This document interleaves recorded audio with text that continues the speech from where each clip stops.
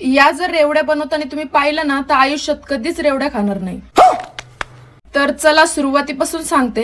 सर्वात पहिले ना पेटपूजा करून घेतली आणि त्यानंतर आज मी आले होते श्रीरामपूर आणि बेलापूरच्या रोडवरती तर तिथे भेळचे वगैरे दुकान होते. त्यामुळे मी विचार केला होता जातानीच की म्हटलं इथून आपण भेळ घेऊन जावं, कारण संभाजीनगरला भेळ वगैरे तर काही मिळत नाही आणि तिकडे कोणी खातही नाही. त्यामुळे म्हटलं आपण इथूनच घेऊन जावं. आणि तिथेच दुकानाच्या म्हणजे ज्यांनी ते काउंटर लावलंय त्याच्या बॅक साईडलाच त्यांचं बनवायचं पण काम चालू होतं आणि इतकं हायजेनिकली बनवत होते. म्हणजे खरंच ते बघून असं वाटलं की आपण जे खातोय ते चांगलं खातोय, नाही का. कारण आपण युट्यूब वरती वगैरे असे व्हिडिओ व्हायरल होतात की लोक कशा कशा पद्धतीने बनवतात, पण असं काहीच नाहीये. आणि त्यामुळेच तुम्हाला म्हटलं जर तुम्ही इथे म्हणजे अशा चांगल्या ठिकाणी जर खाल्लं ना तर दुसरीकडे कुठे खावंसच वाटणार नाही.